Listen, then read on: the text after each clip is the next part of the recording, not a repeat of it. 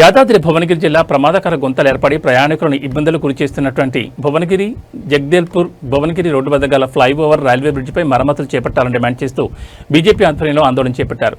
సుమారు గంట పాటు రోడ్డుపై బైఠాయించి నినాదాలు చేశారు. దీంతో భారీగా ట్రాఫిక్ జామ్ ఏర్పడింది.